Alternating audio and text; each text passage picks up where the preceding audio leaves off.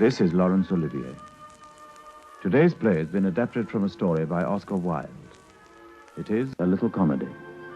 It was, of course, written many years ago, and my friends in America will, I'm sure, accept the jest in the spirit in which it was written. I myself will play the ghost in Oscar Wilde's The Canterville Ghost.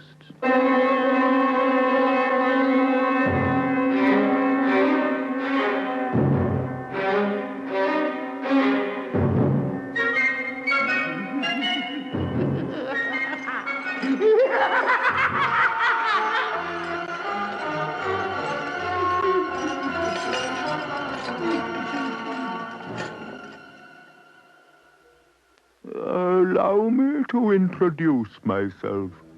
I am the Canterville Ghost, the ghost of Sir Simon de Canterville, who murdered his wife, the Lady Eleanor de Canterville, here, in this very room, close on 400 years ago.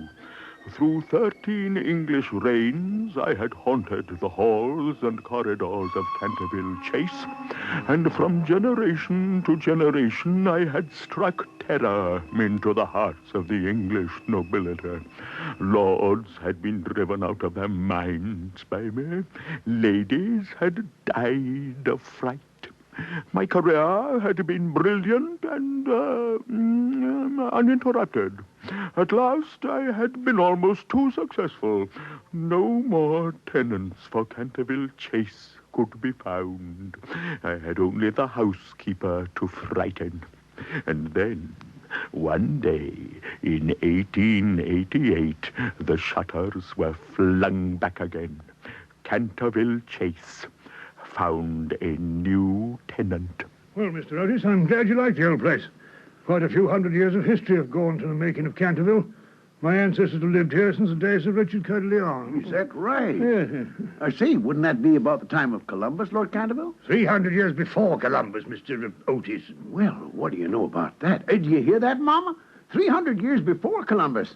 Hey, you sure have plenty of history over here in the old country. You sure have to lay on plenty of plumbing. Yes, I guess that's right, too. But now, well, sir, this is just the sort of place I've been looking for, plumbing or no plumbing. Now, we'll take it. Well, Mr. Otis, there is just one thing. Mm-hmm. It's only fair to warn you about it. I mean the Canterville ghost. What? You mean you have a ghost as well? Yes, I'm afraid so. Well. My grand aunt, the Dowager Duchess of Bolton, was frightened into a fit by it as she was dressing for dinner. 2 skeleton hands on her shoulders as she was dressing for dinner. Well, she never really recovered. No kidding. Well, I'm afraid not. No. There's several members of my family have seen it, as well as the rector of the parish, Reverend Augustus Dampier. He's a fellow of King's College, Cambridge. Massachusetts? No, madam. England. Since then, to tell the truth, we haven't had to live in the place ourselves. None of our younger servants would stay. There are mysterious noises in the corridors and here in the library. Mrs. Umney here will bear me out. Horrible noises, Sir groans, and horrible ghostly laughter. Well, Lord Canterville, I'll take the furniture and the ghost and a valuation, eh? Now, I come from a modern country where we have everything that money can buy, and I reckon that if there were such a thing as a genuine ghost in Europe, we'd have it at home in one of our public museums, or in a roadshow by now, yes. Well, I fear that the ghost exists, Mr. Otis. It's been well known for centuries, since 1584, in fact. It always makes its appearance before the death of a member of the family. Well, so does the family doctor, for that matter. But, sir, there's no such thing as a ghost. And I guess the laws of nature are not going to be suspended for the British aristocracy. Lord's sake, what was that, Hiram? Oh, one of the kids, Mama, trying to throw a scare into you. They're out back there in the lobby, I guess. Well, right here, Pop. We didn't do nothing honest, Pop. Eh? Well, you're not scaring me any, son. Where's Virginia? Out in the garden, Pop. Well, okay, then. So it was a ghost. Now, come along. You run along and play while I talk business with Lord Canterville here. Say, Mom, look at this red stain on the floorboards here. Where? Why, yes, indeed. I'm afraid something must have been spilt here. Yes, madam. Blood has been spilt on that spot. But how horrid. I don't at all care for blood stains in the living room. It must be removed at once. It's the blood of Lady Eleanor de Canterville, madam, who was murdered on that very spot by her husband in 1575. Sir Simon de Canterville, that was. I beg your pardon, my lord. Yes, well, Sir Simon survived her 9 years and disappeared suddenly under very mysterious circumstances. Indeed. Yes, his body's never been discovered, Smith, man. And you've never cleaned up the mess? Sir Simon's spirit still haunts the chase, sir. The bloodstains have been much admired by tourists and others and cannot be removed. Eh? Well, why, that's all nonsense. Pinkerton's champion stain remover and Paragon detergent would clean it up in no time. And you should always have a bottle handy like I do.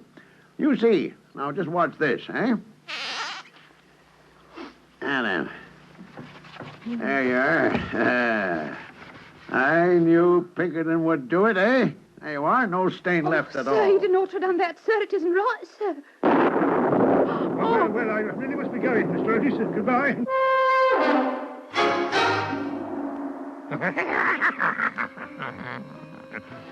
Yes, Canterville Chase had some new tenants at last. And as the Americans would say, my business was looking up again. All my greatest successes came back to me again. The Dowager Duchess, Madame de Tremouillac, who had seen me reading her diary by the firelight. The beautiful Lady Stutfield, who wore a black velvet band round her throat to hide the burning mark of my skeleton fingers. She drowned herself at last in the carp pond at the end of the King's Walk. Oh, yes, indeed. New tenants were here, and every morning I had a surprise for them. Hey, Pop, that stain's back on the floor again, Pop, just like it's been every morning. Eh? Well, son, that's mighty queer. Mighty queer. Darn it, you know, I've locked this room every night. And every morning the stain's back there on the floor, just like we never rubbed it out each time. You know something, Pop? It's a different color again. Eh? Why, now that's queer, too, son. First dark red, then scarlet, then sort of purple. See what it is today, Pop? It's bright green. But for heaven's sake, who ever heard of green blood? Oh, that's right, Mom. This is getting monotonous. Well, it's lucky we still have a lot more bottles of Pinkertons. So here we go again.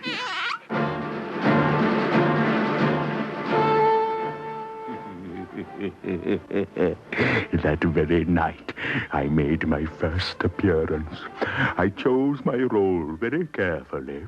Mad Matthew, the starveling ghoul, with eyes like burning coals, long grey hair falling over my shoulders in matted coils, my garments of an antique cut, soiled and ragged and phosphorescent. From my wrists and ankles hung heavy manacles and rusty gyves. And then, dragging my chains along the cold stone floor, I made for the corridor outside the American's bedroom. Hiram, there's someone out there in the corridor. Huh? Now, this is too much.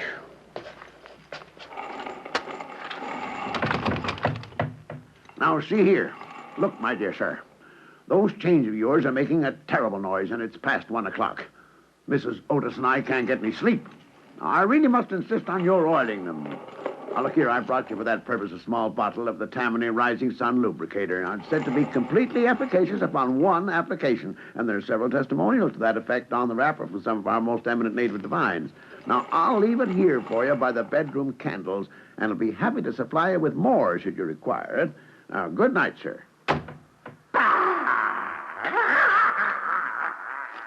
Now, see here, sir. Elmer, what are you thinking of? Shine pillars at the ghost.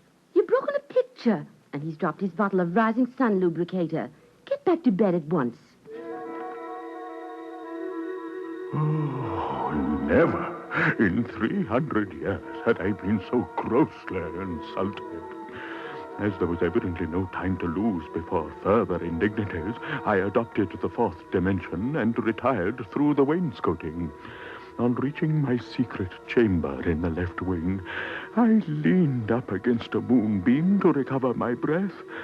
I, who had made a butler shoot himself in the pantry merely by tapping on a window pane with a green hand, I, given a bottle of Rising Sun lubricator and having a pillow shied at my head.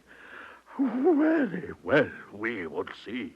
Next Sunday evening, the Kenilworth Spectre, in full suit of armor. Say, what's going on out there?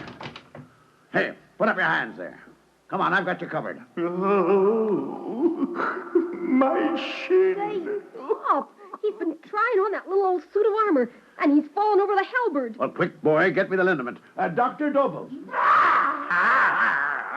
Are you all right now? For heaven's sake, it must be something internal. Now, you try some of this tincture. If it's indigestion, it'll cure it as quick as quick.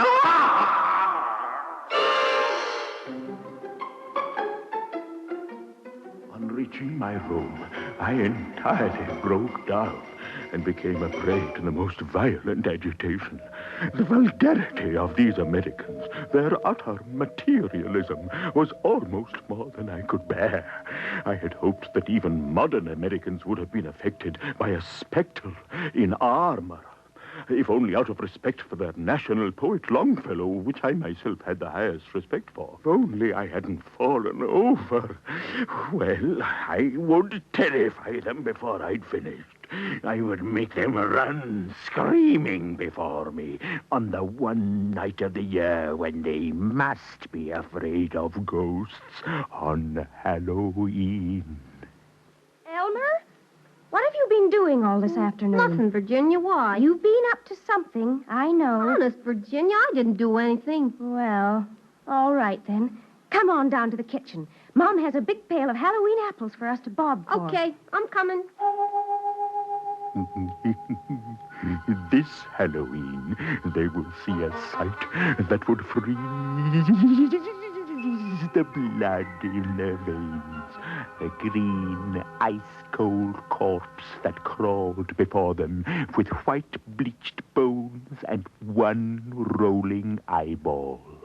I was to play my favorite role, Dumb Daniel, or the suicide skeleton.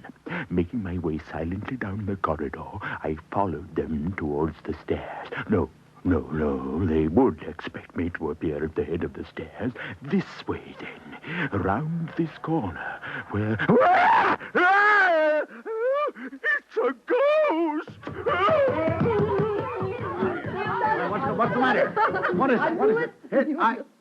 Well, I'll be doggone. Look at that. Did you rig this up, son? Yeah, Pop. Well, now that's mighty smart. A real Halloween ghost of your own, eh? Sure, Pop, A sure pumpkin thing. head with a candle in it and a bed quilt on a broomstick. Well, what do you know? What's this note to say here?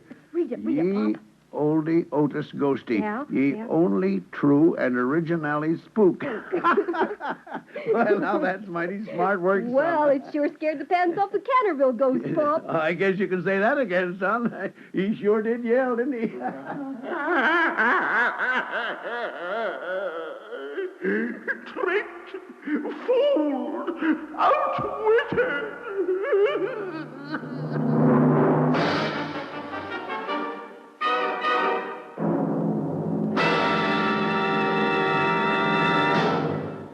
In a moment, we continue Theatre Royal with Sir Laurence Olivier.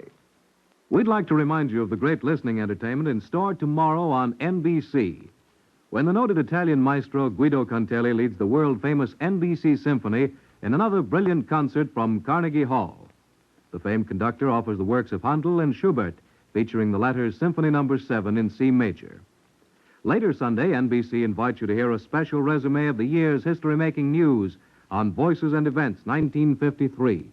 You'll hear the voices of such world figures as Eisenhower, Churchill, and Stalin as top NBC commentators bring you news highlights of the year on Voices and Events 1953.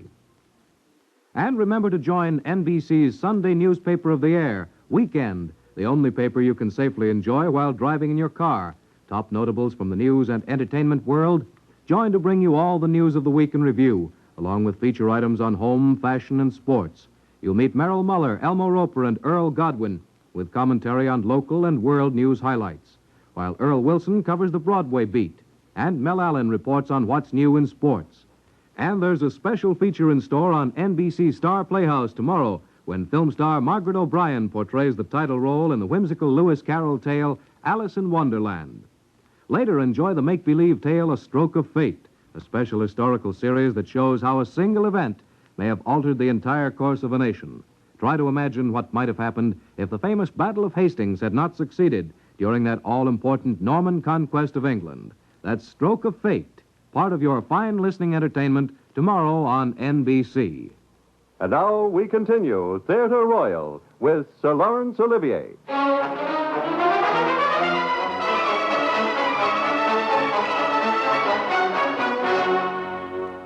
On the day of All Hallows, I must admit that I was very weak and tired. The terrible excitement of the last 4 weeks was beginning to have its effect. My nerves were completely shattered, and I started at the slightest noise. For 5 days I kept to my room, and at last made up my mind to give way over the blood stain on the library floor. If the Otis family did not want it, they clearly did not deserve it. The question of my appearances was another matter, and really not under my control. As I saw it, it was my solemn duty to appear in the corridors once a week, and to gibber from the large oriel window on the first and third Wednesday in every month. I could not honorably escape from the obligations. I determined on one last fling.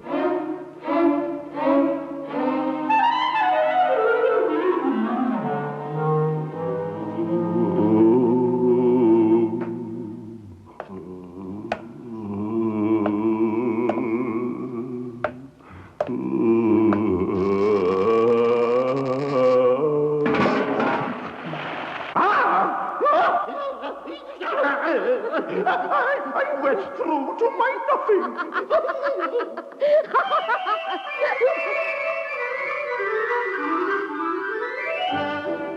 This was becoming intolerable.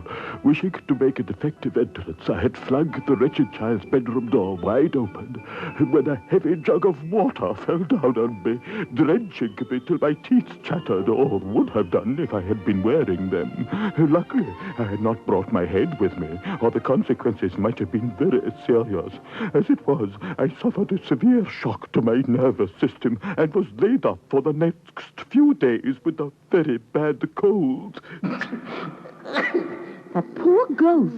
It's gotten an awful cold. He sure has, Bob. I think you're downright mean, Elmer, fixing booby traps on the bedroom door. That's right, Virginia. Just think if I'd been the one the water fell on. His mum's got something there, Elmer. Yes, Pop. Well, I'm going right upstairs and leave it a bottle of Dr. Smedwick's ever-ready cold cure before we've all gone and caught it.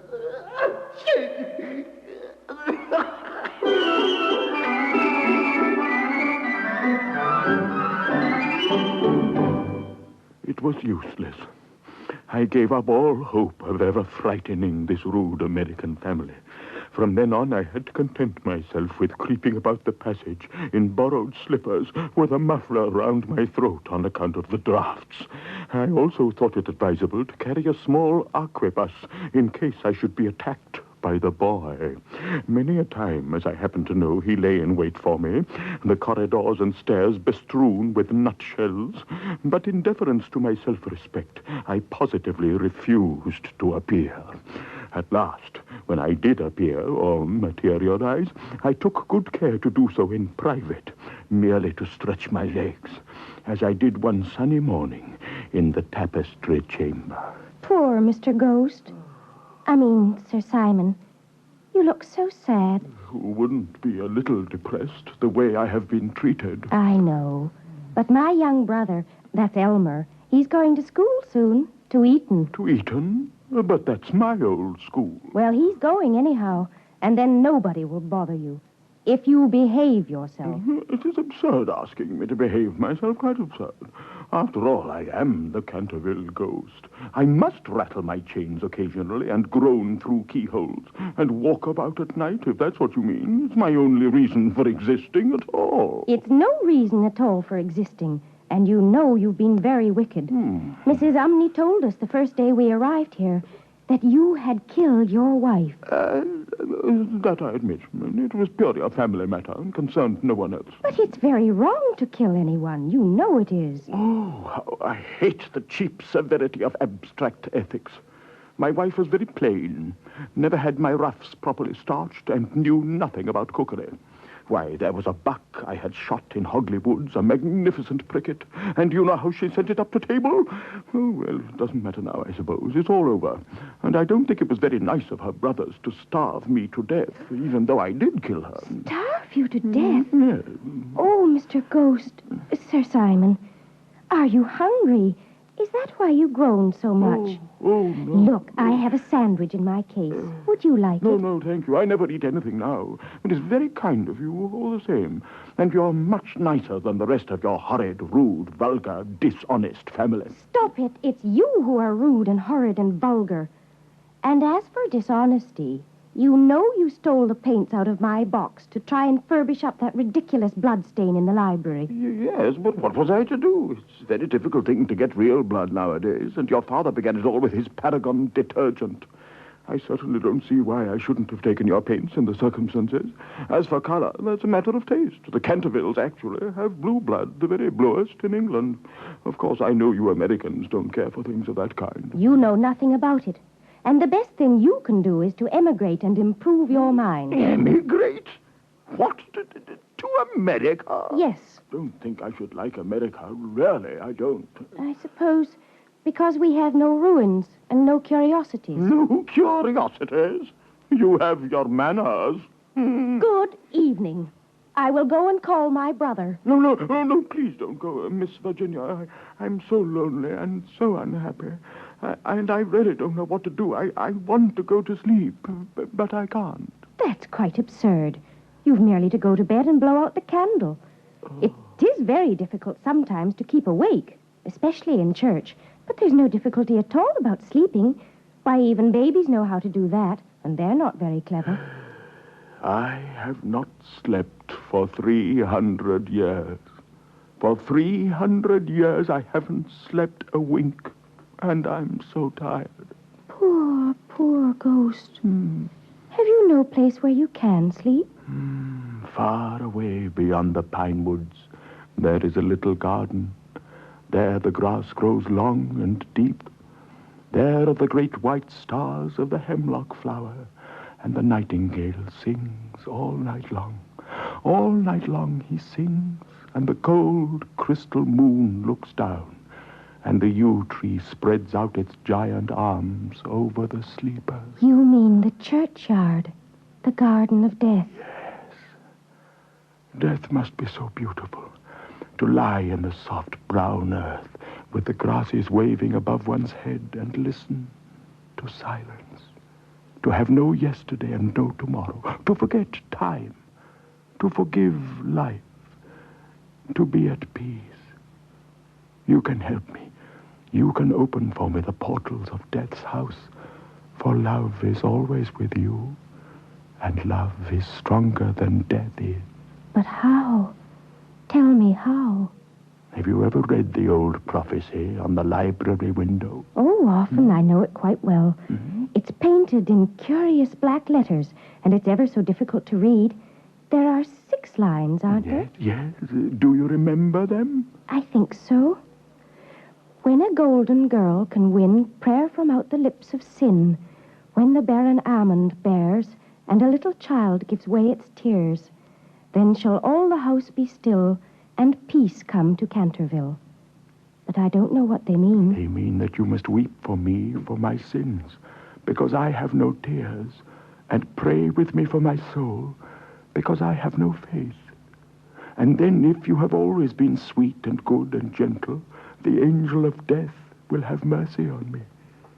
You will see fearful shapes in darkness, and wicked voices will whisper in your ear, but they will not harm you. For against the purity of a girl, the powers of hell cannot prevail.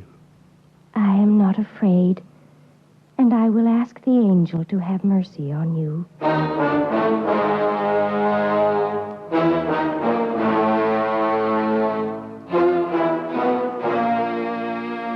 Then take my hand, Virginia. Have no fear. Come through the wainscoting with me. Quickly, quickly, or it will be too late.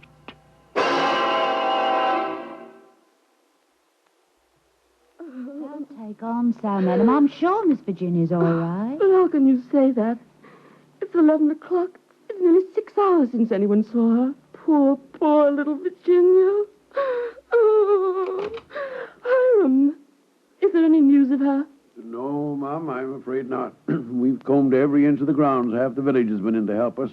We've been down to the depot. She didn't take the evening train. She's just vanished. Oh, whatever shall we do? What can have happened to her? She isn't in the carp pond, Mom. They've dragged it. Now, quiet, son. Now, don't frighten your mother. Oh. Now, the first thing in the morning, I'm going to telegraph for Scotland Yard. I'll have a posse of detectives set up to comb the entire district. Now, don't worry more than you have to, Mom. She's probably just got lost in the woods picking flowers or something like that. Well, there goes midnight. I guess we'll just have to turn in for the night. No use sitting up any longer. Come along, honey. Now, don't cry. Virginia! Good heavens, child. Where have you been? We've been looking everywhere for you. All over the countryside. Where have you been? Now, look here, Virginia. Your poor mother has been frightened to death. Now, where on earth have you been? You must never play these practical jokes again. I've been with the ghost. What? He's dead, and you must come and see him. He's back here, in a secret room behind the wall. Here. Come with me, all of you. Come with me. There's nothing to be afraid of anymore. Gosh, a secret passage.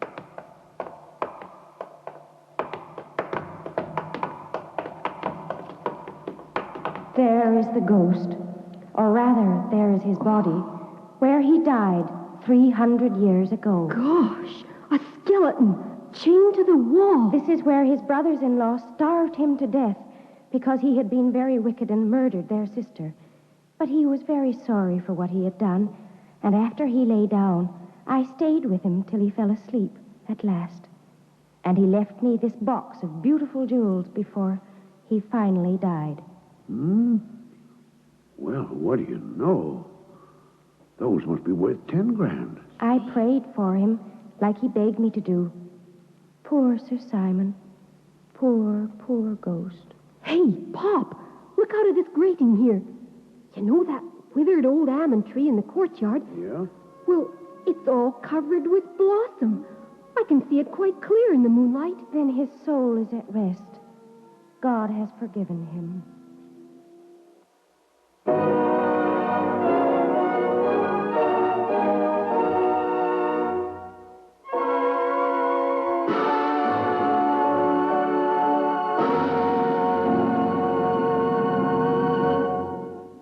This is Laurence Olivier again. I should like to extend my thanks to the cast of this week's program, who included MacDonald Park, Francis Hyland, Howard Marion Crawford, Thelma Ruby, Natalie Benish, and Lois MacLean. I shall be back with you again next week when I look forward to the pleasure of both introducing the play and appearing in it myself. Until then, au revoir, and thank you.